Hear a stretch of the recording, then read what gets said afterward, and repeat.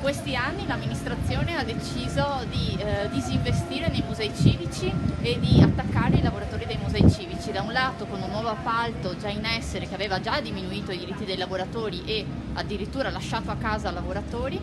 dall'altro attraverso la decisione di chiusura dei musei civici in questi mesi, quando in realtà nel resto d'Italia, ovviamente quando la normativa nazionale lo garantiva, sono rimasti aperti. Noi chiediamo, a seguito della disdetta del decentrato dei lavoratori che diminuisce ancora di più i loro diritti, chiediamo all'amministrazione e alla fondazione di alzare la voce e di chiedere la tutela dei diritti dei lavoratori da un lato, ma chiediamo anche all'amministrazione di dare il buon esempio per prima, prevedendo un nuovo appalto che tuteli i lavoratori e garantendo di nuovo l'apertura totale e più ampia possibile dei musei civici. Alla luce di questo è stato organizzato un presidio da CGIL, CISL e UIL per chiedere alle cooperative che hanno in appalto i servizi dei musei civici di chiarire il motivo della disdetta del contratto integrativo di secondo livello. Dal 1 gennaio infatti ci sarà una diminuzione del reddito dello stipendio di guardasala, personale addetto alle biglietterie, alle biblioteche e delle guide, che già oggi si aggira intorno ai 700 euro. Un centinaio di euro in meno del contratto dei circa 400 lavoratori, un futuro sempre più incerto. Non ci hanno dato una motivazione se non quella che noi possiamo apprendere dalla stampa, dove dicono che